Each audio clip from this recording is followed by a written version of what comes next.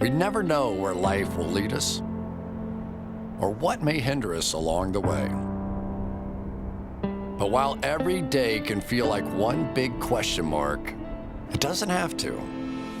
With the right insights, strategies, and solutions from Western and Southern Financial Group, together we can look ahead to leave the unknown behind.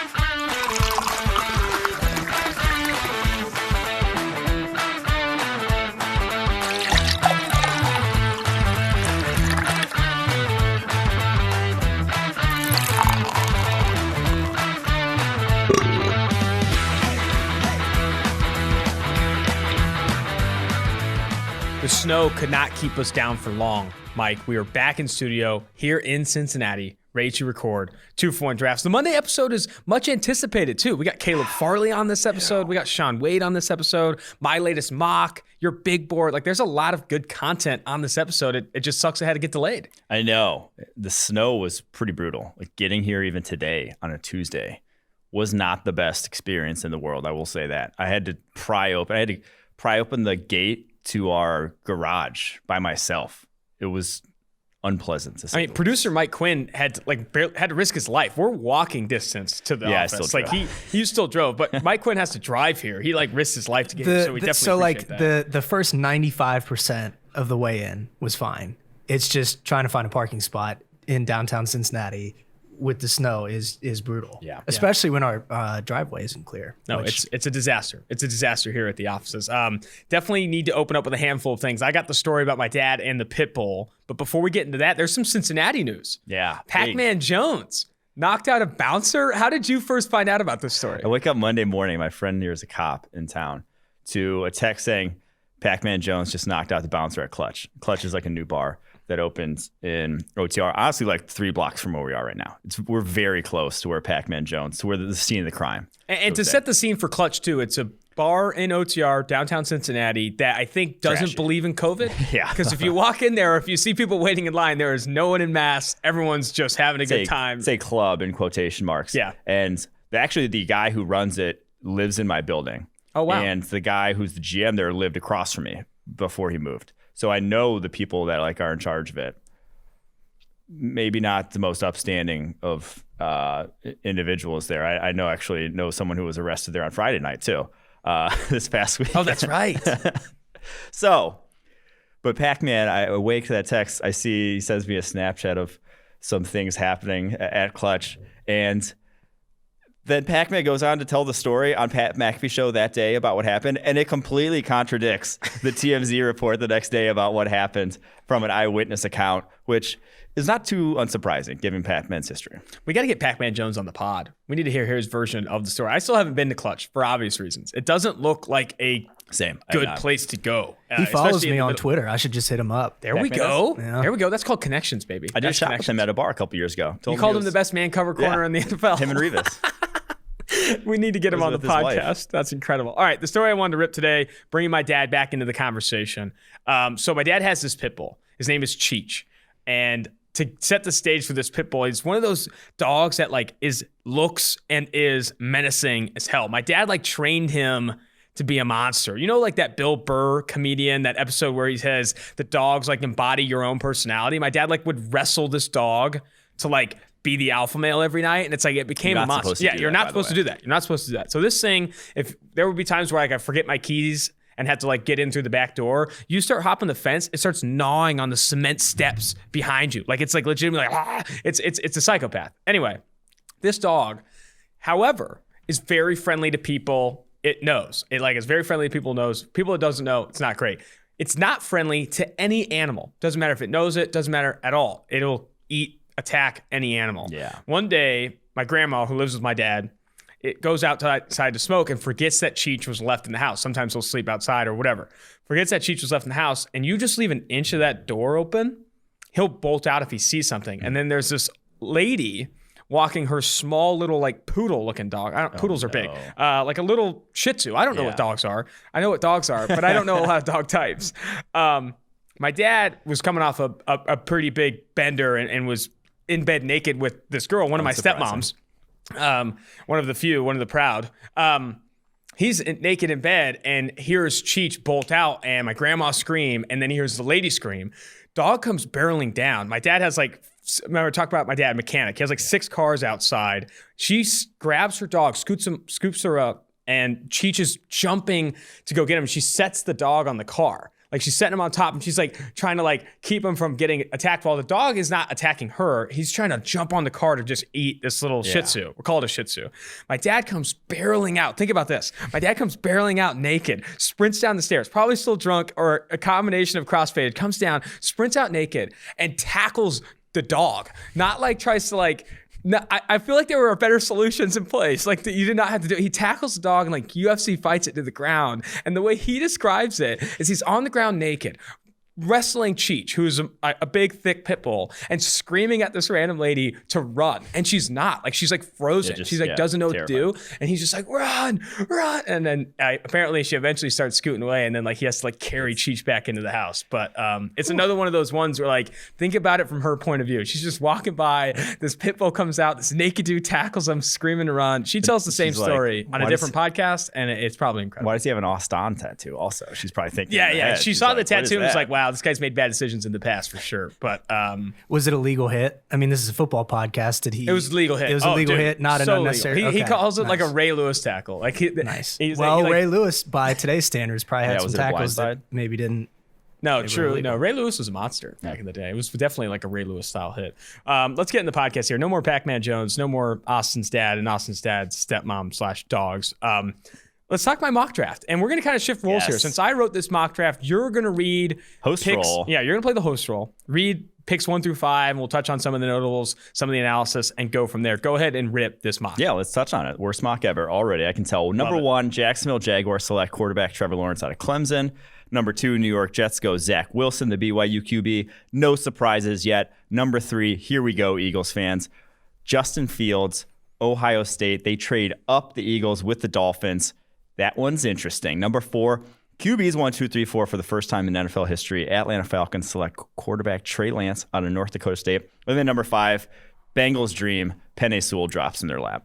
I did number 5 for Quinn and Quinn only. Yeah. Penei Sewell, that situation is a dream scenario for the Cincinnati Bengals. And I think it could happen if we do see, like you said, for the first time in NFL history, 4 quarterbacks go back to back to back to back.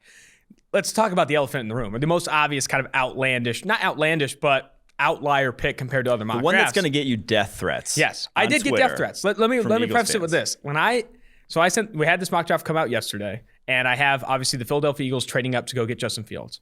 There are literally Eagles fans, and I've talked about NFL fandom on this podcast before and how psychotic it can be. Yeah. Eagles fans asking for my address to send me bombs. Multiple ones telling me how much Jalen Hurts squats. One of them said, do you realize how much does he squat? 600 plus pounds, according to multiple sources. He did win like a Texas weightlifting title back in high school. Someone said, do you not realize how tough Jalen Hurts is? Someone said that. The lead then DM. He can handle some competition. Exactly. So let me talk about this pick overall. Obviously, Philadelphia Eagles fans are reacting insanely. The most common feedback I got was, why would you not just try to build around Hurts? Why would you not just try to build around Hurts? And I said, that is a strategy you can take. I said there are 2 strategies really that the Eagles can take right now. Yeah. None of which involve Carson Wentz. Like I think at this point he is being traded away. Chicago is the favorite. Indy's a close second. The highest bidder is going to get Carson Wentz, whether that's 2 firsts, a first and a second, or 2 second rounders. I think 2 second rounders is what I'm hearing. I could see that happening soon. So either way, you're either building around Jalen Hurts with the draft capital you allocate from the Carson Wentz trade, or you're using that draft capital to try and make an upgrade at that position. There isn't a single analyst in the country that would say Jalen Hurts is a better prospect than Justin Fields coming out. Not at all. I don't think there's one. I'm hopeful to find it. I don't think it's close. And I don't think it's close. There's a reason Jalen Hurts went in the second round. Yeah. Like, all 32 teams passed on him at least once. Justin Fields is legitimately talked about as the number 2, if not the number 3 quarterback in this class. I would go as far as to say, I'm not sure there's a single thing Jalen Hurts does better about the quarterback position than Justin Fields. That's a quote graphic. Social team is jumping on that, my friend, and I love it. Either way, those are 2 strategies. And the Eagles fans that DM'd me and the ones that I did respond to, I said, one is building around Hurts. One is trying to get aggressive and get better at the quarterback position. The Hurts one, I feel less confident in because I do feel like the probability that he develops into a top 10, top 5 quarterback is lower than the probability that Fields does, regardless of supporting cast. So they go up, use the Wentz deal plus the number 6 pick to go grab Justin Fields before the Falcons can take him, because I do think they're thinking about quarterback in this class. Yeah. And bringing in Justin Fields, the number one counter argument is, after what about building around Hurts, is he'll have no one. You can't build around him. I'm telling you right now, the number 6 pick by itself and even the 2 picks you get in the Wentz trade are not bringing this Eagles team enough to make them uber competitive with Jalen Hurts under center. I'm sorry. And you don't have to immediately trade Jalen Hurts away. You can keep him to compete. You can have him compete with Fields and Hurts here. And if there's any team in the NFL, if there's any fan base in the NFL that should understand the value of quarterbacks, it's the Philadelphia Eagles. Because Carson Wentz, the worst quarterback in the NFL last year, at his lowest perceived value, is probably going to get multiple picks, multiple top 50 picks in exchange for his services. Yeah. Think about what you can get for Jalen Hurts if he plays a handful of good games ahead of Justin Fields, or vice versa. The quarterback position is too valuable to pass up on. Still priors.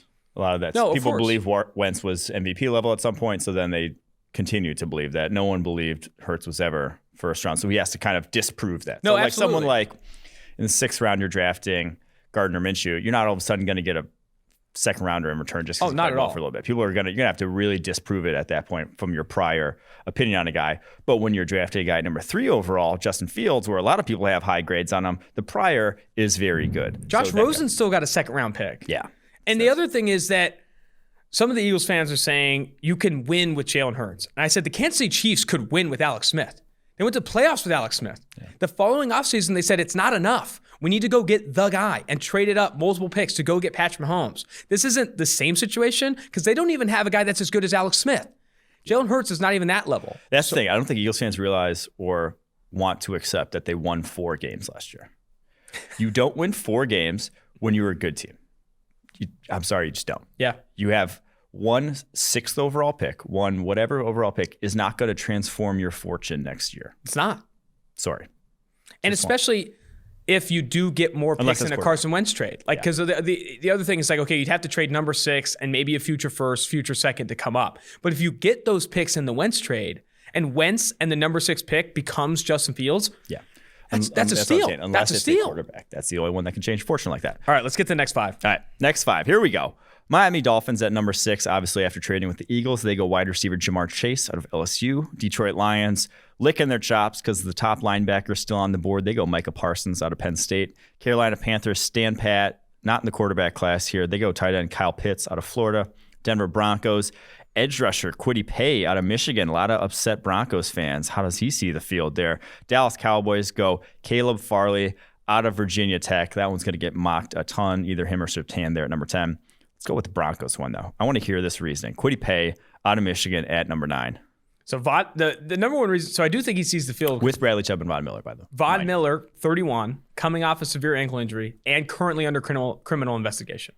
You don't know no one knows. I Googled the Von Miller story like 30 times trying to find any additional information since January, and they are keeping everything behind closed doors. Texts were bad, if you've not seen the texts. I haven't seen the texts. Oh, you haven't seen the texts? What were the texts? They were like texts to his, supposedly leaked texts to his baby mama about saying something about persuading her to get an abortion. It was bad. Oh, man. So, okay, either way, Von Miller, 31, coming off an ankle injury with a criminal investigation. Alleged, by the way. There might be some opportunity to upgrade that position. I think Kwity Paye is that good. Like I do think Caleb Farley here is an option. I think Patrick Surtain here is an option, but Kwity Paye getting better at pass rush, I think is definitely the move.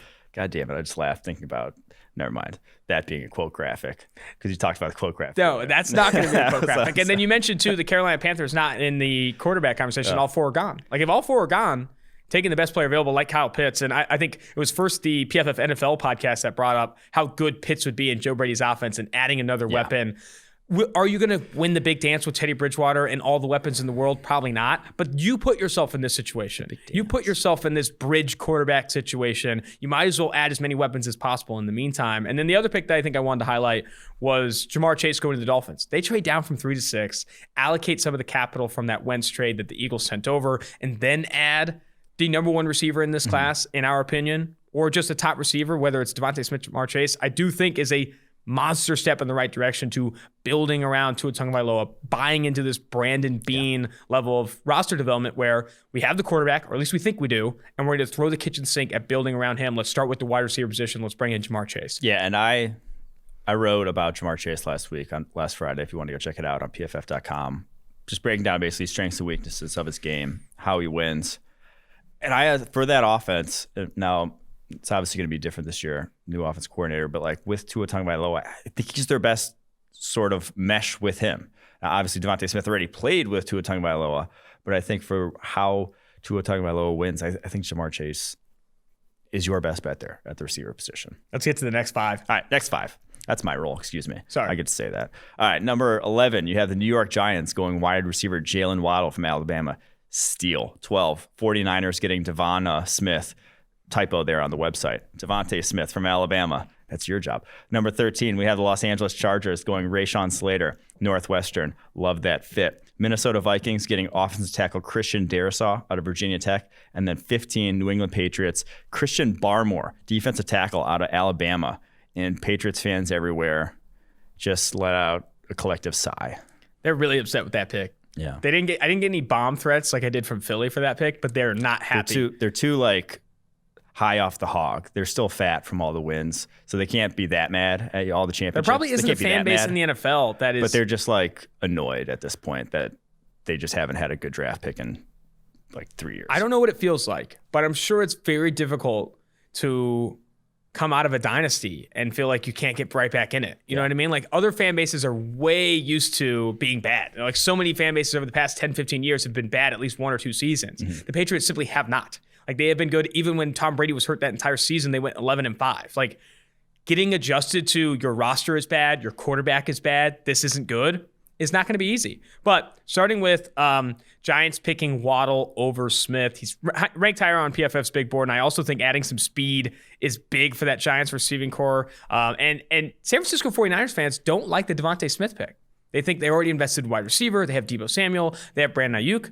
But I don't think they have that true alpha on the outside that can win consistently like a Devontae Smith can. And I do think that if the San Francisco 49ers are going to buy into this fact that we're winning with Jimmy G, similar to the Carolina Panthers situation, if we got to try and win with Teddy B, it's like, well, you better do it with all the best weapons in the world. You're going to need a receiving core that is close to what the Dallas Cowboys have, what the Kansas City Chiefs have, and a ton of weapons. And I think adding another guy there at 12, I think the value does make sense. And there might be some people who are like, are you serious?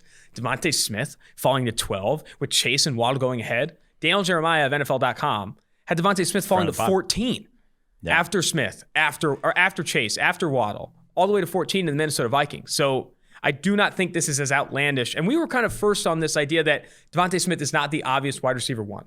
And then you've started to see more analysts, more media kind of buy into that, except for ESPN. We're trendsetters. ESPN is still saying Devontae Smith's the number 1 receiver. I think Mel Kiper has him as the number 2 or number 3 player in the class. That I think you could see come down.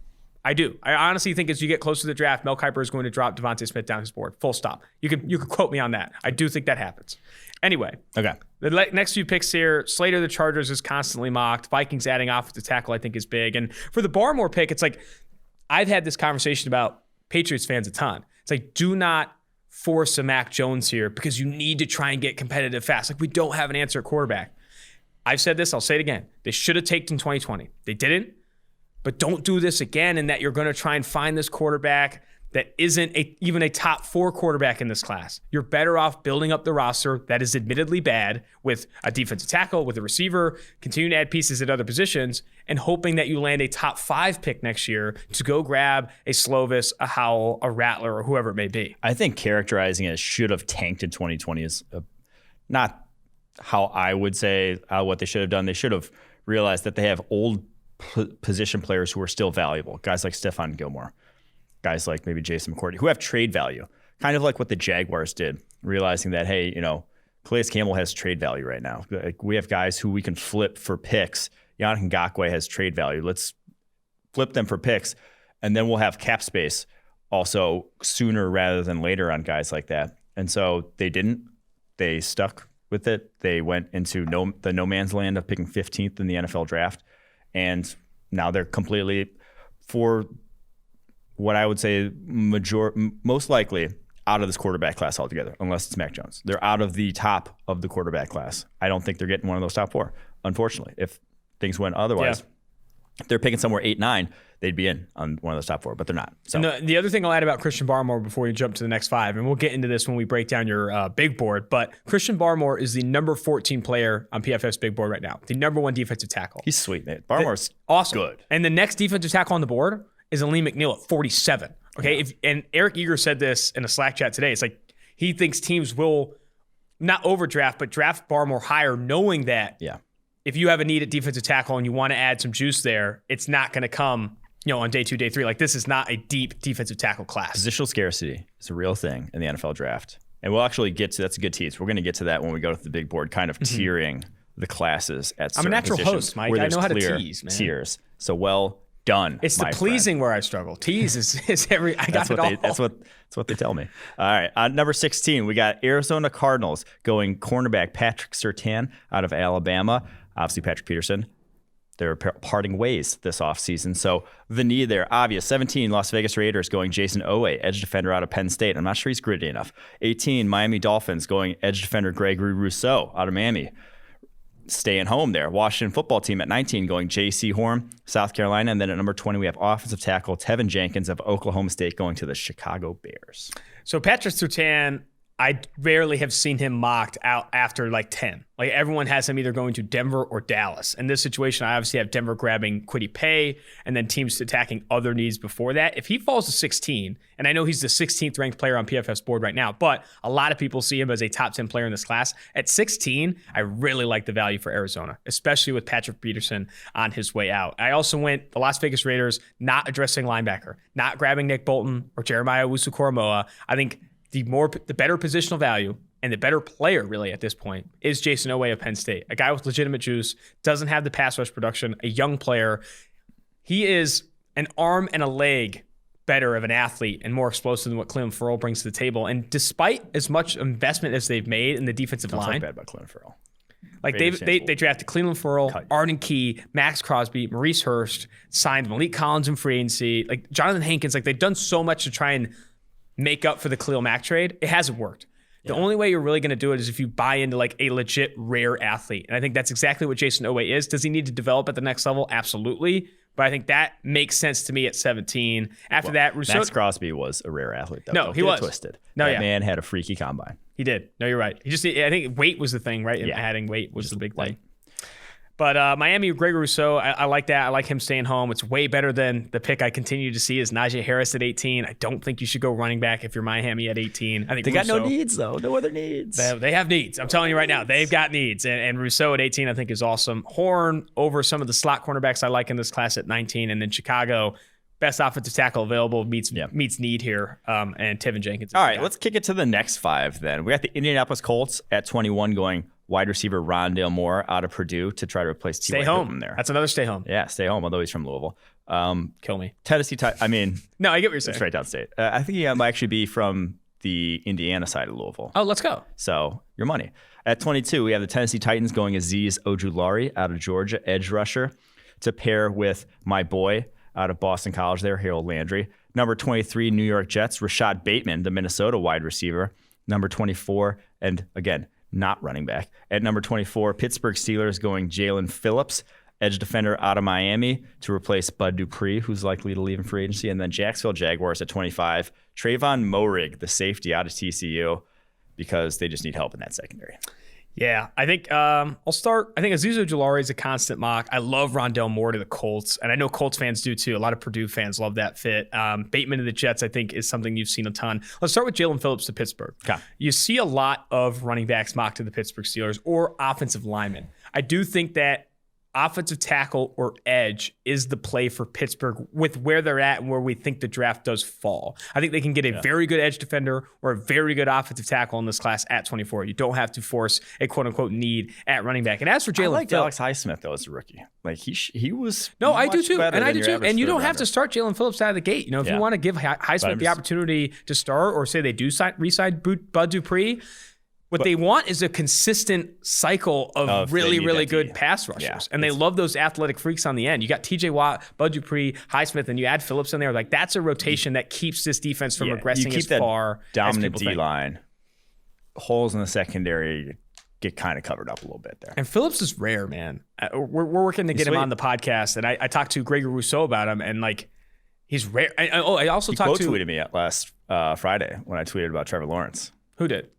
Jalen Phillips. Oh, nice. He's active on Twitter. I also talked to Osa Odigizua, who was a former teammate of Jalen Phillips when he was at UCLA. And he says they're workout partners at Exos in, I think, somewhere in California. And he says he probably outlifts him, but Jalen Phillips is like one of the fastest players at his size he's ever seen. Like, I honestly think that Jalen Phillips is going to get slept on in this class, or at least was. Now I think consistently getting mocked at the back end of the first round. I feel confident in that. And then a quality tease. I talked to Trayvon Moehrig recently. Goes number 25 to the Jacksonville Jaguars. For the same reason Barmore is going to be coveted highly, Moehrig, I could see coveted really highly. I think he's the best free safety prospect in this class, and I don't think it's close. And I think he can play a lot of different things as well. Shots fired at Andre Cisco. Shot fires at Andre Cisco. But right now on PFF's board, courtesy of you, Trayvon Moehrig, he goes by Trey. He let me call him Trey, so either way. Trey Moehrig at number 17. After that, the next best safety is TCU's Ardarius Washington at number 42. Like, if you want a legitimate safety prospect, it's going to have to come high, and I think at 25 for Jacksonville, I think that's a power move. I can get on board with it, because we'll talk about this later. Safety is a valuable position. Versatile safety in today's NFL has a ton of value, in my humble opinion. Let's read the bottom 7.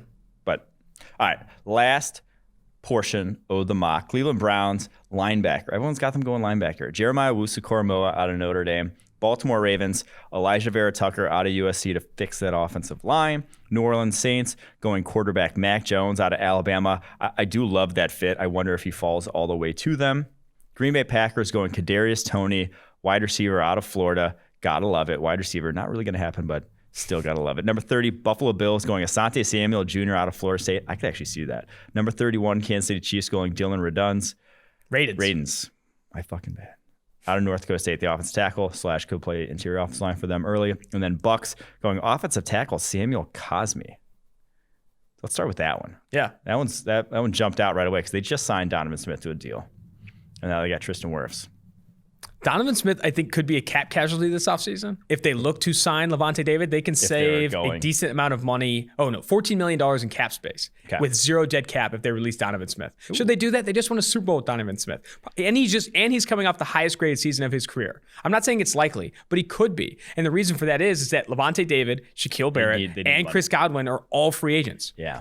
I think Ndamukong Suh is also a free agent. Yeah. He might retire, whatever. But if you want to bring back David, Godwin, or Barrett, I think making a move off of Donovan Smith, potentially kicking Tristan Wirfs to left, and then starting to invest in the offensive line again in this offensive line class makes a ton of sense. You have 8 offensive tackles in your top 40 on PFF's draft board. This is a legitimately good offensive tackle class. And at the back end of the first round, trying to jump on these guys before they start coming off the board in bunches in day 2, I think could be a power move. And Sam Cosmi, though he lacks that strength, I do think he has a ton of freaky tools. Former 4-star, 5-star recruit that he'll develop. I think his best football is ahead of him in the NFL. And I think working with Tristan Wirfs, working with the Buccaneers and that offensive line, even if Donovan Smith comes back, having that as a swing piece. We've seen what happens when you lose an offensive tackle. We've seen what happens when one gets injured and you have to play in the Super Bowl. The Tampa Bay Buccaneers saw it firsthand. I like Cosmi as a value there at 32.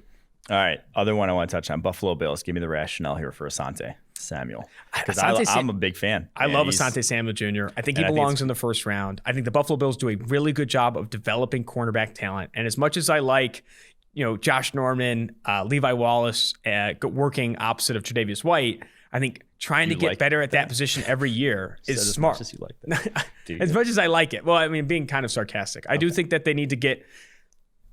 Okay, this is following the Tampa Bay Buccaneers model. Continue to get better in the secondary. Yeah. You could like Levi Wallace all you want. Like him as your second or third or fourth cornerback and watch your secondary improve. Like I said, whether you like the options you currently have, continue to get better when the value makes sense, specifically here with Asante Samuel Jr., is how you make a legit top end secondary in the NFL. I'm working on a theory that I need a name for. Where it's positions like cornerback, where if you add one to that existing group, one good one, it makes multiple different positions better. Ooh. You know? I think that's something that you should definitely look into. It's what's like a cascade theory, cascade positions, Trickle down effect. Trickle down, maybe the trickle down positions, because you add a number one corner to a group that has the Jalen Ramsey thing. Well, Jalen Ramsey makes Darius Williams makes better, your makes second Troy corner Hill better, makes your third corner better. All of a sudden, you don't have Jalen Ramsey now. Darius Williams is your one. He has to go guard their best receiver. You want that? No. Like that all of a sudden. So positions like cornerback, I think wide receiver would also be one of those. Is that it? Safety maybe. I think that's about it. Like they have a trickle down effect when you add one at the top. It makes multiple positions better, not just that position that you got. It's a good working theory. I struggled with figure it out. Keeping Kadarius Toney in the first round. I think I could see him slip to the top of day 2. But for the Green Bay Packers, who have like such an obvious need for that kind of role in their offense, like they don't. Oh, don't tell that to Packers fans. In addition to a need at wide receiver, like throw that out. I'm saying they have a need for a guy that is a gadget player. Like they need a slot that can do fancy things after the catch and be their screen guy. Like Devontae Adams is best utilized in the role he currently has now. Like I would not put Marquez Valdes-Scantling, Equanimeous St. Brown, Robert Tonyan, like these other pass catchers in any role that Kadarius Toney will play. Bringing him in adds legitimately another dimension to that offense. Trickle-down effect. Trickle-down effect. Either way, that's my mock draft. If you hate it, please DM me a bomb threat. I'm sending out addresses for free. I know where he lives. You can ask me. Okay, perfect. All right, host roll, back to you. Back to me. Let's go over the big board. So the way I wanted to break this down, and then we'll go big board, and then we'll jump to the interviews after this. The way I wanted to break this down was look at it by position group and start to kind of evaluate or tier the big board, knowing that you have overall ranks for these guys and also their ranks in the class. So I want to start first with the linebacker class. And if you want to check out the full big board, all 300 names, go to pff.com. Google PFF big board. You'll find it. It's all there, all clickable to our draft guide, like a lot of cool stuff there on pff.com. But for linebacker, it starts with Micah Parsons, the number 6 player in the class, according to PFF's big board, according to your big board. And then after that, there's this tier of Jeremiah Owusu-Koramoah, Nick Bolton, and Zaven Collins that rank at 19, 22, and 31, respectively. But all 4 of these guys, even though those 3 guys are in a tier by themselves, all 4 of these guys are going to be used completely differently. Yes. The closest thing is probably like Zaven Collins and Micah Parsons. Yep. But talk to me about the different roles these guys will play within their tiers. Yeah, that's the thing. I think Parsons obviously has the most complete skill set of the bunch, where it's just that's your quintessential Mike linebacker in the NFL. He can do the things that Mike linebackers have done for the last 50 years. You feel good about him doing that. Maybe he's not Isaiah Simmons, where you can have him go run to deep middle safety and he can not look out of place. But that's not the most valuable part of playing the position, in my opinion. Jeremiah Owusu-Koramoah is more closely related to that, where he can do all those different coverage things, not look out of place, but the man's never played between the tackles. Now, at times he will be there in Notre Dame's defense. He's played slot corner more than he's played box. Yes. His role was more closely related to an NFL slot corner than it was to an NFL linebacker. Then Nick Bolton is, again, that's your middle linebacker. Between the tackles at Missouri, feel good about him doing all that thing. So you're going to put him in the slot and let him go one-on-one with a wide receiver? You don't want that. If that's a role in your scheme, if that's what you're going to ask your linebackers to do, don't draft him. I don't, in the first round at least, maybe in the second round, but that's not where you want him. And then Zaven Collins is kind of like a different role altogether, where it's if you're blitzing your linebackers, if you are spot drop zoning your linebackers to where he can just close windows with his length and his wingspan, your money. That's what he can do all day, every day. And so how you rank these, we rank them in a vacuum based off of theoretical talent, which is difficult. Mm-hmm. How you rank these on your board as an NFL team is going to be based on what scheme you play and what you're trying to run from your middle linebacker. So it's going to be all jumbled up. This could be completely different on all 32 boards across the league. Some teams might not even have some of these guys on their boards because they won't fit into their scheme. So, but I do think those 4 are quite clearly, Parsons, like I said, in the tier of certainty by himself, but then the 3 after that, if they go to those roles, they'll be productive players. The other 2 linebackers I want to talk about on your board in interesting levels of the board are number 45, LSU's Jabril Cox, the former North Dakota State linebacker that transferred to LSU, had a very good season, specifically in coverage for the Tigers, and then went to the Senior Bowl and was hands down the best coverage linebacker at the Senior Bowl down there in Mobile. He's at number 45. And then at number 62, I know one of your favorites, a former 5-star out of Cincinnati, went to Ohio State, Justin Hilliard, who played some edge at the Senior Bowl, played some off-ball at the Senior Bowl. What are those? Where are you at with those two prospects? Obviously at 45 and 62, but do you like them as these values on day 2? He's probably the most complete athlete at the position. Hilliard? After Micah Parsons. Oh, okay. In terms of like size, speed, quicks, explosiveness. Like he is exceptional. But torn bicep in both arms, torn meniscus. His injury history is disastrous. Yikes. 5 years at OSU, never played more than 221 snaps in a season. You go flip on the tape this past year, though. He was hands down their best linebacker at Ohio State. The game against Alabama in the national championship game, he was the only difference maker on that defense. He was the only guy really doing much of anything on that defense. But old injury history, got to vet that. But talent level, you're not going to find a guy with his talent level usually where he's going to end up coming off the board in this draft. I lied. 2 more linebackers. Okay. 85, Jamin Davis of Kentucky, and at 89, Chaz Surratt of UNC. I've seen Jamin Davis mocked in some first rounds. Like some guys are considering him top 32, top 40 player. And then Chaz Surratt, I think we've settled in a good place on Chaz Surratt. Originally, there was some hype about potentially becoming a first rounder, but the arm length measurement was a concern. He looked out of place in Mobile in some bits. I do think Chaz Surratt as a round 3, round 4 target is making a lot more sense. So talk to me about Jamin Davis and Chaz Surratt. So this is kind of then, that's like cashing this linebacker class in terms of guys I think could actually be like difference makers. After that, you have guys who can play in your defense, but I don't foresee any of those guys really ever being true plus linebackers at the position. So that to me is it. Davis, long, athletic, just played spot drop zone in Kentucky, though, a real simplistic role. Don't really know what he can do with coverage because of that. And then Chaz Surratt, we've talked about a bunch. The best blitzer in this like draft class after Micah Parsons, that guy flies downhill, reckless as can be. Just still not up to speed at the position yet, though. It's just still former quarterback. Cannot read. His run reads are a disaster. I believe he can get better. I do too. I think the personality is that the improvement we've already seen is there with him. It's just it's not. If you're throwing him in the middle of your defense year 1, I think you're gonna have a bad time. UNC's Chaz Surratt, I think, will outperform his draft position. How well he outperforms it will be the ticker. Will be everything. Because I do think he likely goes on round 3, round 4. But of any linebacker drafted in that range, feel that he will outperform his draft position if he does get drafted. That's what I'm saying. Like that's the end of guys who could be difference makers. Because he very well could. Right now, he's probably not. A group of receivers now. I want to talk about the receivers on your draft board. You have a total of 7 in your top 32, which obviously factors in positional value. You won't see a lot of boards like that. But there's this first tier. Class, though, shit. I think the best way to talk about these guys is a tier. It is who do you want? What do you want at the position? What fits in your offense? It is not this guy's better than this guy, better than this guy. It is a tier. Jamar Chase, I really hate that I've had to argue that. It sucks. Jamar Chase is so much better than Devontae Smith. It's really not. It's just that's how the board shakes out. Mm-hmm.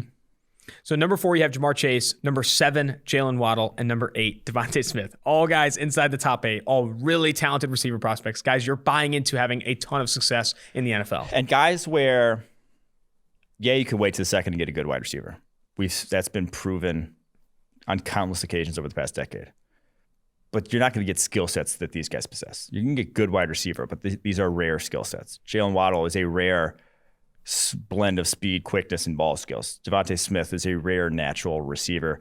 Jamar Chase has rare play strength for the position. Those are traits you just won't find in the second round. You can find good players. You can find maybe a Rashad Bateman, who's a quality receiver, but it's not going to be the same skill set. And now that's going to be a value proposition that is going to be whatever falls in your heart, whatever you truly believe in your heart. But these guys are damn good. That's a tier of its own. After that, you're not getting that all-around profile. This second tier I think is interesting from number 18 to number 32. At number 18, you have Rashad Bateman of Minnesota. At number 21, Rondale Moore of Purdue. Number 27, Ole Miss's Elijah Moore. And number 32, Kadarius Toney. Yes. Bateman, he's just good at all the things that create a good wide receiver. Running routes, getting off the line of scrimmage. Catching the ball. Catch radius. That's and he has the size that 6'2", 215. that translates. When you are bigger and that's the way you win, that still works at the NFL level. You're still bigger than the cornerbacks you're facing. So, yeah, I feel very good about Rashad Bateman. Rondale's the one on this list that I'm just like, damn, I don't know. You're buying into a freak of nature athletically and what he can do from a not just speed perspective. He ran 4.33 coming out of high school. The guy is strong as hell. He is about as strong as a small receiver as you will ever see.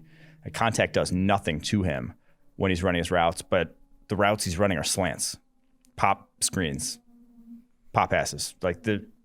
He's not running a route tree. It was brutal watching him in that Purdue offense. A guy you wish they're just trying to get him the ball though. Yes. Like he's their best player. He's their best player Purdue's had in freaking 5-10 years. Yeah. It was find a way to get him the ball. Don't ask him to do anything complex. We just need him to have the ball. It's like basically that worked. I mean, when he came back to Purdue from that injury in 2020, like he was finishing games with like 11 to 15 targets every single time, and all of the like averaged up the target of like 3 yards. Yeah, but that's in the NFL. That's not going to be. You don't just get one guy the ball. No one's that good that they can just break tackles every single time after the catch. That you're going to trust that. So you can have a role like that in the NFL, but I'll tell you what, that role is not going to have 10 to 15 targets. Yes. So he really hasn't proven it, but I'm going to buy in on what he brings to the table physically. Elijah Moore is much more proven all-around slot receiver. He's done all the things you want to see from a slot. Just like I said, I don't think he's at the level of Rondale and what he can do physically. And then Kadarius Toney is a freak of nature after the catch. Just route running is darn near non-existent. And not even like Rondale Moore, the routes he does run, he runs crisp well. Kadarius Toney is still kind of like freelancing the routes he does run. You're just going to have to reel that guy in, but the tools are there to reel in. But then that's kind of the receiver class in terms of that tier 1 of guys real safe about. That tier 2 of guys who can be uber productive. And I believe they will be uber productive, but maybe just need a role. They're not going to be your all-around, do everything type of receivers.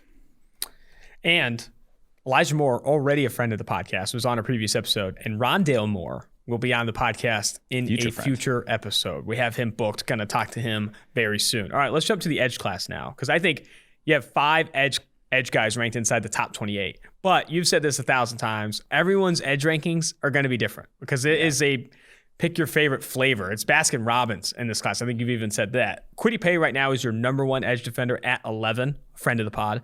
Number 20 is Jason Oweh of Penn State. Number 23, Gregory Rousseau of Miami, Florida. Number 25, Azeez Ojulari of Georgia. And then 28, Miami, Florida's Jalen Phillips. We've talked to 3 of those guys, Paye, Rousseau, and Ojulari. Love those guys.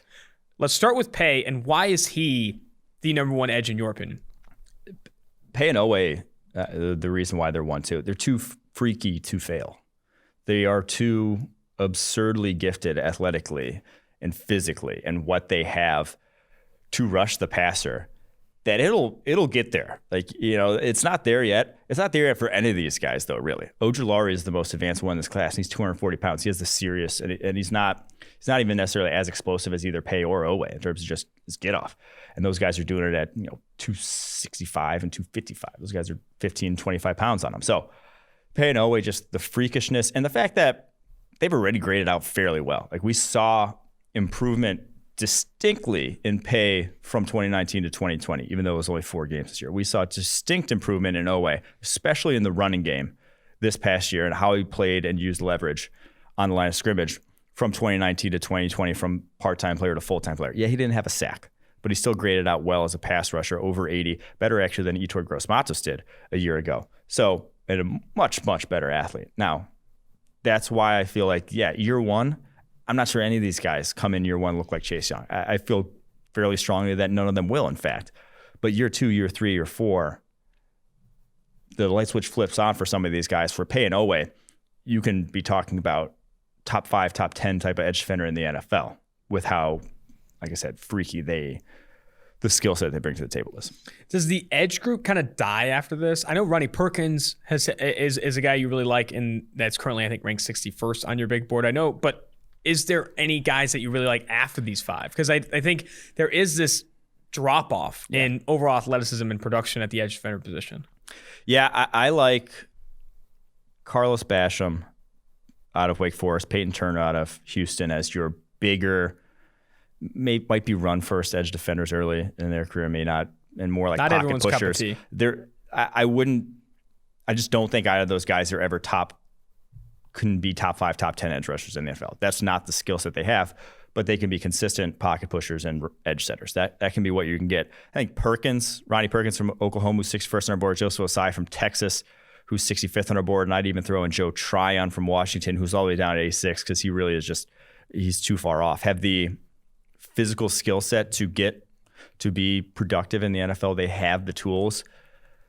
You just have more question marks about them and how they'll translate. This is an exciting position group to highlight on your big board. It's the offensive tackle class. And we brought this up in the mock draft, but deep. 8 offensive tackles inside your top 40. Number 4, Penei Sewell of Oregon. Number 12, Rashawn Slater of Northwestern. Number 15, Christian Darrisaw of Virginia Tech. And then I'll kind of tear this one out. Then it jumps down to number 26, Tevin Jenkins, Oklahoma State. Number 34, a big riser after the Senior Bowl, Dylan Radins of North Dakota State. Sam Cosmi of Texas at 36. Alex Leatherwood right after him at 37 of Alabama. And then Walker Little at number 40, the former Stanford offensive tackle. Start with those first 3, because I see some interchangeability in people's rankings with those first 3. Penei Sewell, Rashawn Slater, and Christian Darrisaw. So the tier I would go is Sewell own tier. He's his own tier. Fair. And then Slater, Darrisaw is its own tier. So that would be like a tier 2. I just feel really good about Darrisaw at tackle. I feel really good about Slater on the interior at tackle. I still think he'll still be very good. He's a very safe bet. He's not particularly strong and his arms are short. So there's like power rushers will likely give him issues. So he'll likely just have issues throughout his career with guys who are long arm power rushers, the Alden Smith molds of the world, if you will. So love this tackle class though, because that group of 26 to 40 is rare to see that many guys in that range. To have 5 guys from 26 to 40 on our board, it doesn't happen a lot. You don't have that kind of depth in terms of guys who have already put on quality tape. That doesn't even include Elijah Vera Tucker from USC, who people can see also as a tackle, played tackle this past year, or even Jalen Mayfield, who people are kicking their pants about playing tackle in the NFL and is in a lot of first-round mocks because physically he has it. Just we have not seen it translate to the football field of ever at his career at right tackle at Michigan. So he's actually number 70th on their board. So it is a very deep tackle class. I usually say tackles, edge, you're not going to find them outside the first often. It's just a position that goes that edge rusher, offensive tackle, teams can identify the physical tools that it takes. And it's a very physically, there's not a lot of guys that have the movement skills and the length and the size to stay at tackle and to play the edge. This class, there are a lot. There are a lot of those guys. I think you'll actually be able to find one in round 2 that can maybe step in and start for you right away, which is rare. I mean, even after that, you mentioned Mayfield. James Hudson of Cincinnati at 77. That's another offensive tackle I really like in this class. It's such a deep class. It's going to be interesting to see how many of these guys go off the board on day 2. And you saw at the end of my mock, you had Radins and Cosmi going at 31 and 32, like trying to get some of these guys before there's an absolute run on offensive tackle. And that makes sense when you're at the very back because there's a lot of these guys and they're not going to make it to 63, 64. Yeah. They're not going to make it to the very back end of the second round. Next position group I wanted to highlight, and I think this is a good opportunity to talk more about safety value and positional scarcity in this class. It's Trey Moehrig at 17 on your board, the number 1 safety.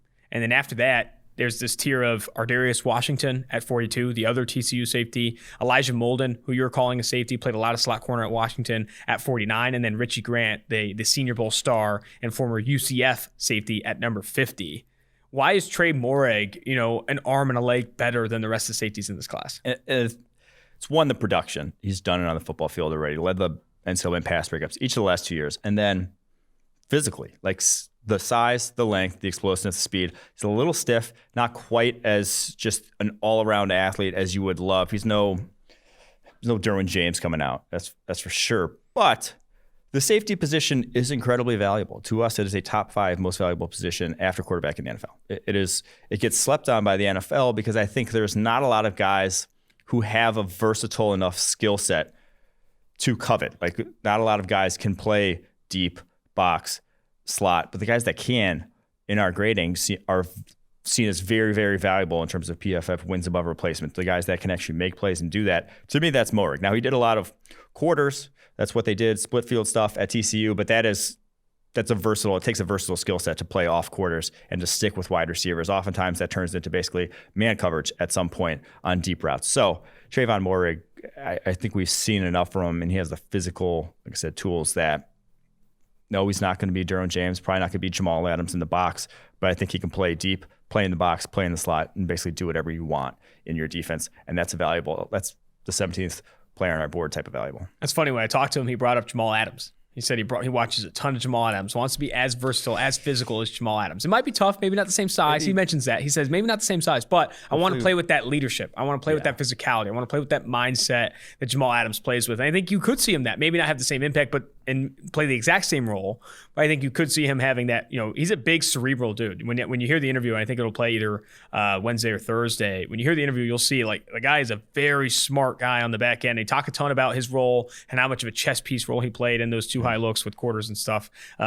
He's an interesting prospect. All right, let's get to this other tier here. Washington, Molden, and Grant. What are you getting in these three safeties? Yeah, I think that's there's a tier 2 that I would also even throw in Andre Sisco, who's at 59, Paris Ford, who's at 68, and then maybe Jamie Sherwood from Auburn, who's at 81. I'd throw that kind of as the tier 2 of, depending on what you want in your defense. Like if you play a ton of man coverage, you might have Sherwood above all those guys because he has that size, movement skills combination that not the other guys don't necessarily have. If you play a ton of zone coverage, Darius Washington might be your guy because he has the best zone instincts of any safety in this class. If you want just another versatile, that's probably the second most versatile guy after Trayvon Moehrig, is Richie Grant in this class. UCF, what he did in one-on-ones at the Senior Bowl from the slot, what he's done as a deep safety in his career at UCF with, I think, 6 picks back in 2018, and what he's done in a more box-focused role this past year at UCF is exceptional. One of the highest run defense grades of any safety in the country this past year. So I think that's kind of that tier 2 of, it's again, safety is a very pick your poison position. There's some teams have distinct roles for their safeties. What do you want? But in my opinion, Moehrig, Grant, those are the kind of versatile, maybe even Paris Ford to some degree, the kind of versatile all-around guys that can kind of do a lot of different things for your defense. Before we jump to the interviews, I want to finish the big board segment of the podcast with you highlighting some of your favorite guys that just didn't crack your top 50. Like some of your guys that like, man, it's tough to rank him in the top 50 guys you really like there. I really like Diami Brown out of North Carolina. The more I watch him, and it's just because cracking the top 50 is tough because of the stupid like route trees running there. He's just released a vertical every time. His 18.6 average depth of target. Absurdly deep average depth of target. I think it was the second highest for any Power 5 receiver this past season. That's just, and he was good at it. That's really not even what I thought he was best at, though. Like when he runs a slant, when he's like has to set you up off the line of scrimmage, I thought that's what he was best at. But then again, not seeing a bunch of it. He's not physically, like Brandon Ayuk was a similar guy last year. Brandon Ayuk was insane after the catch in terms of like the limited route tree. Insane after the catch and was physically like built more like you'd want a number 1 type of wide receiver. Diami Brown's a little undersized, 185 pounds, 5'11". Not quite exactly what you want, but I still think he'll be a very productive NFL wide receiver. The other one, Ronnie Perkins at 61. Just didn't see enough from this year after I think he started the season suspended. Dominates Kansas, but like he dominates Kansas. Who doesn't dominate Kansas? He was dominating bad tackles. When he went up against better tackles, he's still productive. Like he had a rep against Tevin Jenkins that we were watching earlier today, of a bull rush that, I mean, not a lot of guys can do, but I just don't think he's necessarily a polished edge rusher. I was very surprised when he even declared in this draft class with how deep it was. So he's at 61 right now. I could buy into him higher than 61. Probably should, because like I said, his physical skill set in terms of, I think he might run the 4.5s like with his get off and how fast he is, that in time, I think it'll translate to the NFL. And then the last one's Michael Carter at 72. Obviously not going to put a lot of running backs in the top 50, but to me, he's a better prospect than Clyde Edwards-Helaire was last year. He is a almost dead ringer size wise, and like the skill set he brings to the table in terms of receiving ability, jitterbug type. But he is, in my opinion, a much more explosive athlete. And I think can not only make you miss, but also run through you a little bit. And that to me is of value, is where you're creating value when you can be that guy in the passing game. that Michael Carter could be. Brown was one of my 3, but I'll add another one. At number 56, I really like Oakland's own Oregon cornerback Javon Holland. I think him playing in the slot, he's a really, really good player. And I think he's going to get slept on. Like because he opted out, I think people are going to forget just how dominant he was in 2019. Like he was one of the most productive slot corners in the NFL that season. The other one I wanted to highlight was Jalen Darden at 87. At 87, I mean, I do think that you're going to get a ton of value out of Jalen Darden, especially when you start to compare him to some of the other slot types. Like I do think that Jalen Darden can do some of it on the outside, can also win from the slot. One more for you. I had him written down. Tyler Shelvin, my guy at 73. Monster. You start drafting the Shelvin types in the 70s or 80s. I think you start to see positive return on investment on guys that just can two-gap, eat the run, all that stuff. And his background's also he can eat a lot of things. Oh, he can eat a lot of things. A lot of gumbo down there in Louisiana. But I really do. The big board's awesome, man. I definitely encourage everyone to check out Mike's big board on PFF.com. Top 300 players. Also got a draft guide update coming. Going to be March 30th. The quarterback annual is out, which George Chahuri, Mark Chester, and a handful of other guys here at PFF put together, and that came out on Monday. You can get that in your Edge or Elite subscription. But let's go ahead and now jump to our interviews with Virginia Tech's Caleb Farley and Ohio State's Shaun Wade. Joining the 2-for-1 Drafts podcast is former Virginia Tech cornerback Caleb Farley. Caleb, it is awesome to have you on the podcast, man. We have been a huge fan of your game since obviously the 2019 season. Thought you were one of the better cornerback prospects to potentially enter the 2020 draft if you were going to do it. But now in 2021, after opting of the 2020 season, the number one cornerback on PFF's board right now. It's great to have you on the pod.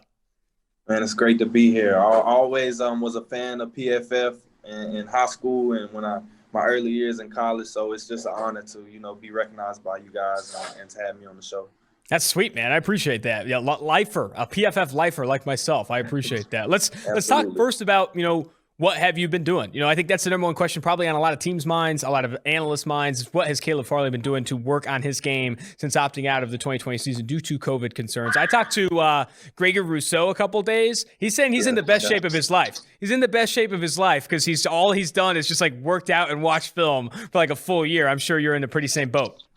Absolutely. I feel the best I've ever felt in my life. I feel like I'm the fastest I've ever been, the strongest.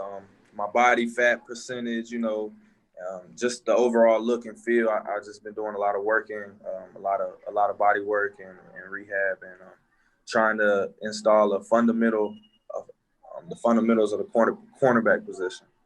So shine a light on some of the workouts that you've been doing, some of the drills you've been training for, maybe goal weight that you have in mind, any goals for bench time, or 40 vert. Are you setting any of those goals, and where are you at right now in your progress ahead of your pro day? I'm in good progress. I like where I'm at right now. I still got a month and some time to work and get faster and stronger, but I really like where I'm at.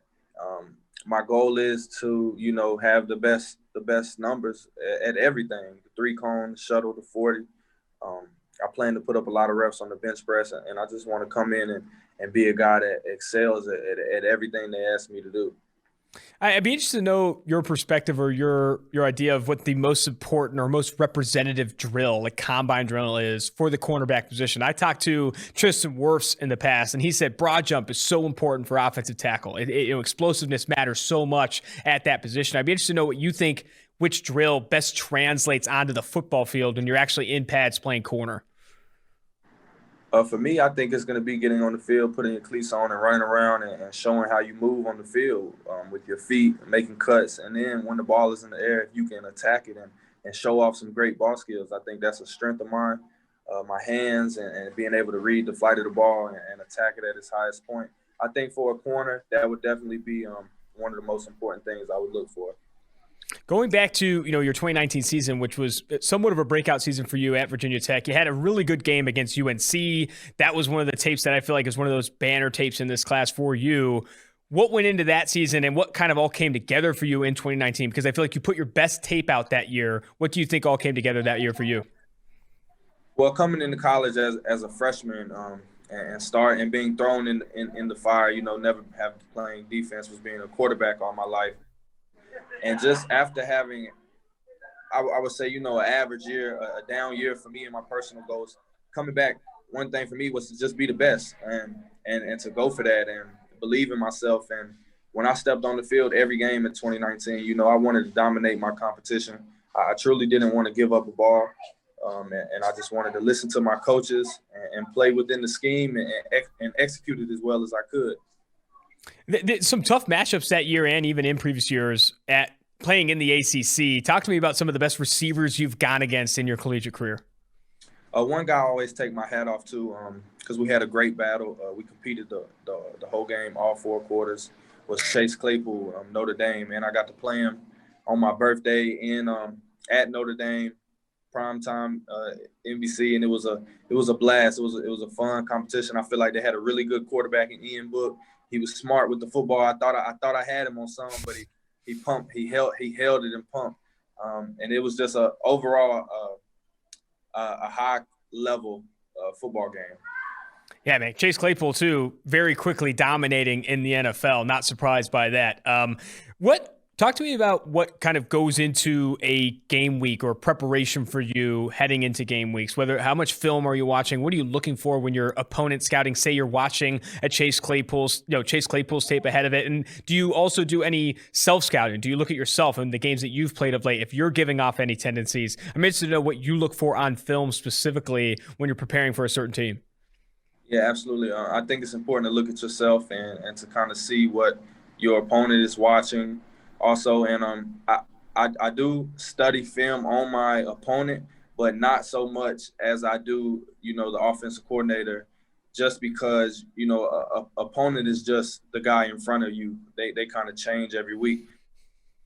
But if you can pick up on some tendencies and kind of habits, or if you can get in the mind of the offensive coordinator, it will help you tremendously in different situations where you might have a cue by formations, or if they're trying to disguise something. But overall, what the offensive coordinator is trying to get accomplished and what they're showing you, and you might can steal one if you study the right way. And I'm sure so much of that comes out pre-snap. When you study an offense coordinator as much as you do, there's probably so many different things you're looking at pre-snap, depending on whether you're playing in zone coverage or man coverage, whatever it may be. So I think film preparation, when I talk to other cornerback prospects, they talk about you're trying to have like a pre-snap plan in a lot of ways, trying to identify short splits and these things, which I find very interesting for sure. The other thing I wanted to bring up was, in today's NFL, there's this kind of conversation. I've talked to Richard Sherman about this, where there's cornerbacks that shadow their best receiver. They play any part. They play in the slot. They play on the outside, these lockdown man-to-man cover corners, but also corners that will play one side and lock one side of the field down. What are the differences in those kind of two roles when you are playing one side of the football field versus following a guy and really shadowing an opposing receiver?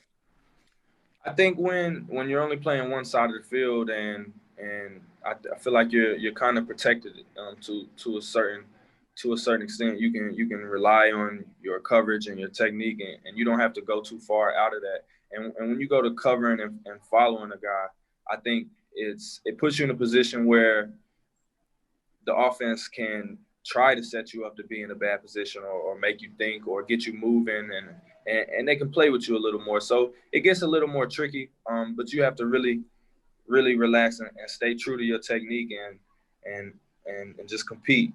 And good things that happen usually. What's your mindset going in games? Are you hoping the defense coordinator says, hey, we need you to cover Chase Claypool every single route? I don't care if he's in the slot. I don't care if he's in the backfield. We need you to cover him. Or do you prefer working one side of the field? I want to cover the best guys. I want to be a guy that follows, not just 1 week. I want to be a guy that follows every week. But I know what comes with that is a lot of work, and it's even an honor to gain the trust from your coaches to be able to do that. So one day I hope that my coaches do look at me in that light, because I believe in my abilities, and I believe I should be a guy that's following the team's number one, and that's something that I definitely want to do. I think that's something that you have to do to be considered one of the best. And I don't play this game to be good or great. I play to be the best. Man, that's good. That's good to hear, dude. I think that confidence is massive at the cornerback position. I think, confidence is massive playing defense. You play the entire way reacting to the offense. You have to play with confidence. If you're caught thinking on the football field, it can be bad news bears. That's for damn sure. The other thing I want to talk about at the cornerback position specifically, and this is always a fun conversation. There's a mental game to it. There's a talking trash to it. There's some levels of you have to get in the opponent's head. What's your scheme there? What's your strategy as a trash talker? Are you quiet? Do you let the game play for yourself, or are you in their ear all day long? I'd love to hear that. I definitely stay true to my character outside of the field. I don't really talk a lot of vulgar trash. If I say anything, it might be something slick to get my opponent thinking. If we getting late into the second quarter and he's only showed me 3 releases, I'm kind of in his ear, letting him know, that I feel a little bit disrespected, that he needs to go ahead and show me some stuff that he got, because this is not going to cut it. That's incredible. Because I've talked to multiple corners where they'll say, I don't say anything. I let the game speak fellow. So there's other guys I'm in his ear all day, talking about him all day. Sherman's a good example, one of the best trash talkers in the game. I think it's an interesting headspace because it's a chess match, man. You are playing this guy for 30, 40 routes, and you're going to have to work him a little bit in any way you can, find those edges where you can. Are there any corners in the NFL that you watch a lot of that you try to emulate your game on? Jalen Ramsey, Jair Alexander, hometown. Well, not close to the hometown, and I respect those guys' games tremendously. And just the way that Jalen Ramsey plays the game, physical and comes downhill like a safety. That's somebody that I envision, and I feel like I have a lot of the same type of attributes. So that's it's a model for me to play my game, and I don't ever want to play like somebody. But I think it's really important to pull from a lot of guys and try to implement it in your own system and build your own, creative player, as you could say. I mean, I think that does get underrated at the cornerback position these days. It's easy to not look at run defense and physicality, playing screens, playing screen blocks, aggressive like Jalen Ramsey does. It's why he's as good as he is. Would you say that's also one of your strengths, being a physical corner on the outside that comes up in the run game, that comes up in the screen game? Absolutely. In my college career, I had to get my feet wet my freshman year, but that was something that I started growing and really coming into myself and gaining a lot of that confidence and belief in myself. And that's something that I feel like I can definitely do on a consistent basis. I had a mentality that I can't be blocked, that I can truly go into a game and shut anybody down just off of playing my technique and doing what I'm supposed to do within our coverages. What are you most looking forward to proving in the NFL? Where do you want to most improve, and what do you want to prove other people when they see your game in the NFL? Man, I feel like, I know you guys have me as CB1, but I've always felt like I've been underrated all my life. And I always feel like people been in my ear and say, you're not playing nobody or this and that. And I'm just excited to finally be on the stage where, they putting the best guys in front of you.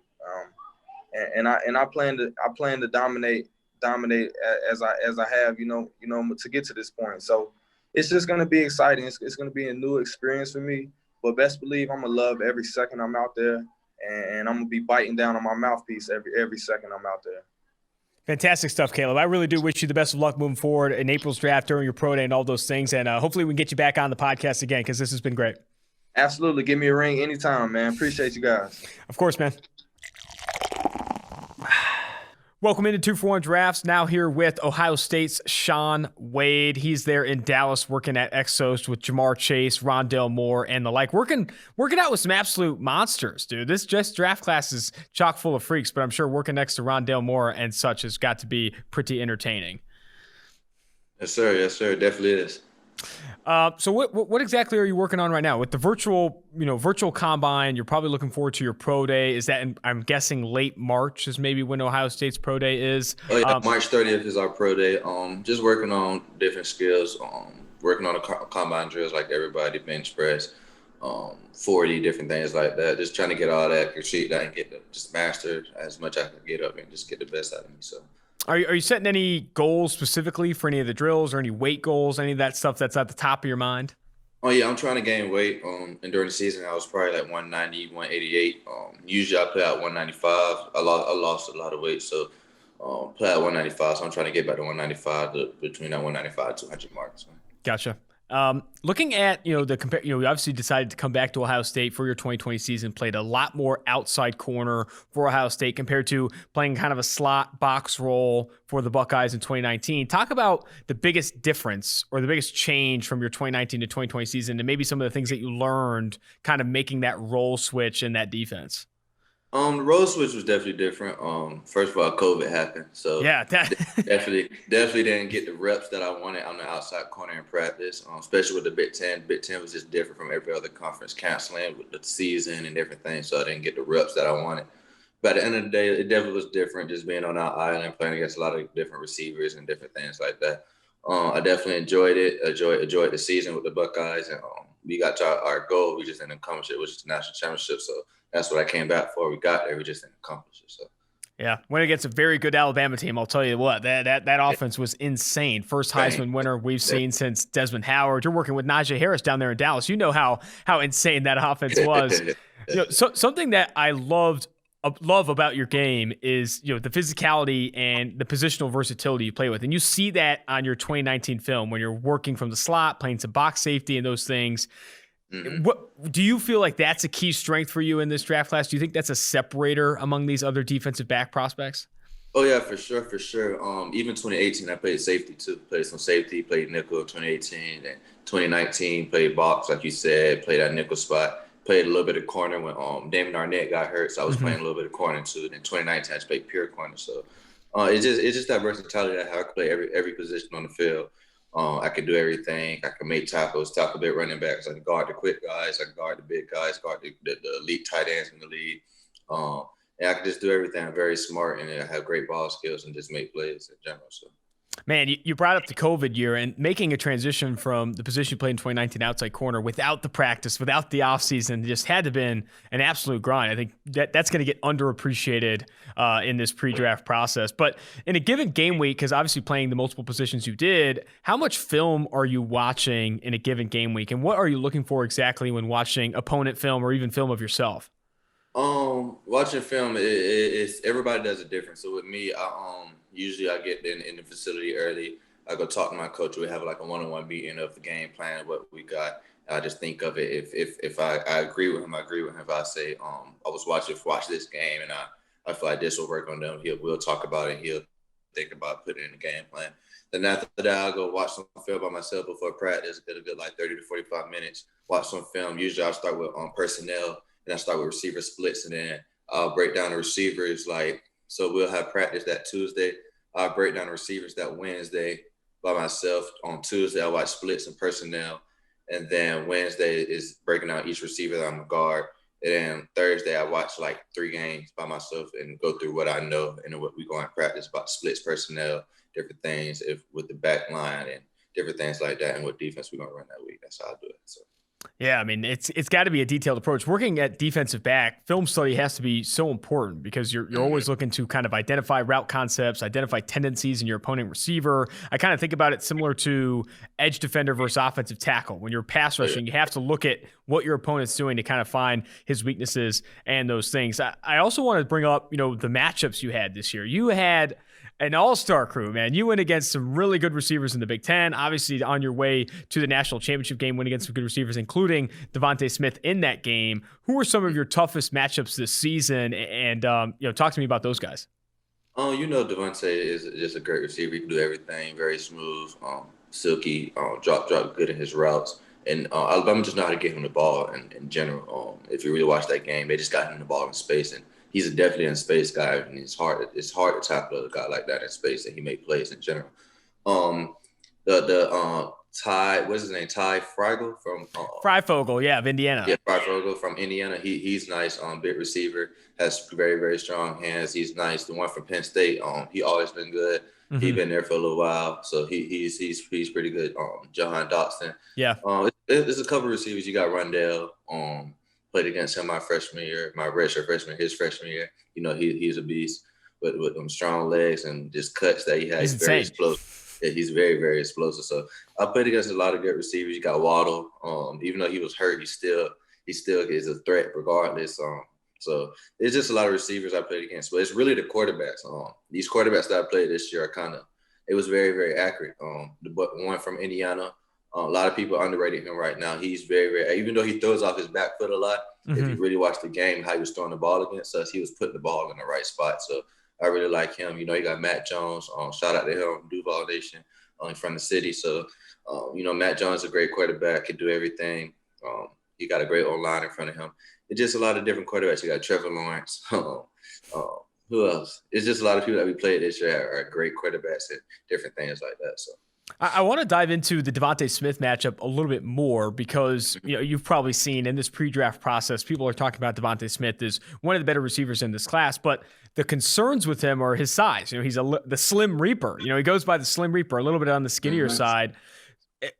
How does he overcome that? Because he still was absolutely dominant and so productive in college. When you're going against a receiver like Devontae Smith that maybe is on the slimmer side, how does he overcome maybe some of that, weakness or thinness in his frame? Because he's little, and that don't really mean that he play receiver. Most receivers are little. You got the ones like Mike Evans and that are big, but you got a lot of receivers are little in general. So it's nothing against that with him. He's still a great player regardless. He's very, very smooth. So if you don't touch him, he's very, very fast and can get out real quick. So with him, you have to touch him. And if you don't, it's probably going to be a long day for a DB at the end of the day. So at the end of the day, I feel like that slim and being little has nothing to do with that receiver position, in my opinion. Yeah, I think that's a great take. I think the other thing I wanted to discuss is you went against some good receivers in Buckeyes uniforms as well in practice. Yeah. Chris Olave, Garrett Wilson. Obviously, these guys are super talented. Two of the best receivers returning to college football. Give me an inside scoop. I want a story from practice at Ohio State going against either Garrett Wilson or Chris Olave, because those guys, and Terry McLaurin too. He was there back in the day. I'd be interested to know some stories from practice against those guys. Oh, I could just tell you one where they just torched the whole DB group, the whole practice on. It'll be 3 deep balls back to back to back, and it'll be a new DB, new receiver. So they just great receivers, very fast. Both of them has great hands. You got to give a shout out to Justin Fields. That's a great quarterback we got. So they always put the ball on the money from them boys. But at the end of the day, they got a great receiver coach. Brian Hartline played in the league for a couple of years. He experienced, so he understands what they go through. He's a great father figure for them boys, and they're just very, very talented. Put it like that. Chris is very, very fast. Get out his breaks very well. He has great hands. With Garrett's just a freak of nature, making possible catches, and he's just a freak of nature at the end of the day. So. And they continue to reload, like multiple 5-star recruits coming. Ohio State's receiving core is nuts, man. I kind of want to put you on the spot and ask you who's better, Chris Olave or Garrett Wilson. It's the conversation, Shaun. I need you to break the tiebreaker for me. Route wise, I would go with. That's hard. It's tough. Chris is faster. Garrett has just them elite hands, them catches, them high point catches. He catch everything. Chris is definitely faster. I really can't tell you who's better because they both have their differences. Man. Because Chris is definitely a burner. People think he's probably not that fast, but if you really run with him, he's a burner. And his stop and start is very, very, very, very elite in my opinion. Garrett has great routes, and he knows how to get open. Garrett understands the game very, very well. Like if it's zone, I'm gonna sit in this zone. I know where to sit at. I know how to get the ball. And when the ball is in Garrett's hand, he makes plays. The same with Chris. When the ball is in his hand, she's gonna make a play. So. Man, you're making me. Football season's over, and I'm upset about it. This is rough to see, man. It sounds awesome. Chris Olave too, I think, does have a pretty deep track background. I think from high school, I think he ran track. I'm not surprised that he's got some burners himself. I want to also look at some of the corners you played with. Ohio State is DBU to a lot of people. You're the next guy coming out. Playing with Okudah, Damon Arnett. There's a lot of talented Ohio State cornerbacks coming out. Talk to me about the experience you had with them and some of the things you learned from Okudah, Arnett, and among others. So really, we don't call ourselves DBU. We call ourselves BIA, the best in America. Learning from them is just a very elite. Damon is just a great player, a great guy. Jeff is a great player, great guy. But it started with Marshawn, Gary, and all them boys, Roby. It started with them.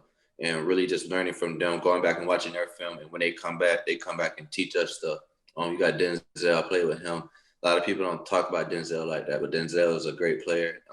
He got a couple of injuries in the league, but he always making plays in the league for the Browns. So it started with them, learning from them different things. Coach Coleman is a great recruiter, and he just get the best DBs in the nation. Right now, we got a couple of freshmen. We got like 6'3", 6'4" corner right now at Ohio State. People don't know about him from Texas, and he's going to be a very, very elite. You got Seven Banks right now. You got Cam Brown. Cam Brown got hurt last year. And if you really watch the film from last year, he's going to be very, very elite. He can play that nickel position. He could play that corner position. You got Tyreek Johnson. He's from the same city, same school as me. He's going to be very, very elite. He just had a couple guys in front of him. And that's just how life is sometimes. Sometimes you got to wait your turn. So it's just how it is, how they recruit there. They got good guys in front of them, and everybody is willing to learn, and they have no egos. Everybody's willing to learn from the person in front of them. So that's just how everybody take it. And you got to talk about our safeties too, from the hooker and everybody. We got Lil Hook, Hooker's little brother. He's gonna be good. You got Josh Proctor. Jordan Fuller is the Tom Brady of the draft, in my opinion. He got drafted the same time as Tom Brady. You see what he's doing in the league, making plays for them boys. So it's just how everybody approach the game and how everybody's willing to learn and throw away their egos. BIA. I love that. Let's finish with this, Shaun. Let's talk about what is an NFL team getting from Shaun Wade in the April's draft. I love this question because it really just, you sum yourself up as a player on and off the field, what you're bringing to the NFL. So really, I'm a very, very smart guy. I understand the game of football, the ins and out. I can play all 5 positions. I can play safety, free safety, strong safety. I can play in the box, like you said. I can play that nickel, and I can play corner. So I can play all 5 positions in the back end. I understand the game. I could tackle anybody. I could guard anybody, any position, tight end to the slot, to the outside, quick guys, fast guys, the big guys, and I could blitz. I just make plays in general. Got great ball skills, can be rangy in the free safety position. So I feel like I can just do everything, in my opinion. There's some things that I know I got to work on, but at the end of the day, I know I can do everything. Jack of all trades, a chess piece at the next level. Really appreciate your time, Shaun. I wish you the best of luck moving forward. Yes, sir. Thank you. CB1, Caleb Farley, absolute family. And Shaun Wade, I thought, had a lot of interesting things to say about Devontae Smith. I thought the comments he made about Devontae Smith's weight, like, and it not mattering, was interesting. He also raved about DBU, a.k.a. BIA, best in America at Ohio State, the secondary, and then also Chris Olave and Garrett Wilson, the 2 best receivers in 2022. Would you say that right now? If you had to build a big board, the 2 best receivers play at Ohio State? Too. And I'd put Garrett Wilson 1. I think that's fair. Yeah. I think Chris Olave is awesome, though. And I am so excited to see him come out in 2022. And do what now? I'm so excited to see him come out in 2022 because I want him to come in this class. I liked him ahead of Bateman in some ways this year. I would have probably put him ahead of Bateman if I was the man behind the big board. And you have Bateman as high as 18. I think Olave could be better than Bateman. That's how good Olave is. A lot of fun interviews. We got some really good interviews coming down the slate as well. Talking to Rondale Moore, like I said. Trayvon Moore is going to come up. I'm trying to look at our schedule here just to tease it a little bit.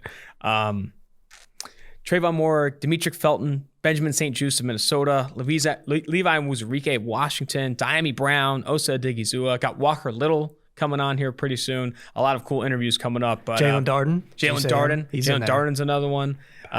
Some fantastic interviews coming up. Shout out to David Zolfaro, guy who's booking all these for 2-for-1 drafts. And shout out to you guys. The support for 2-for-1 drafts has been insane. Top 10 podcast. Top 10 American football podcasts in the country. Let's go. Rate, review, subscribe, tell your friends. Love everyone that listens to 2-for-1 drafts. Until next time, Austin Gayle, Mike Renner, producer Mike Quinn, 2-for-1 drafts.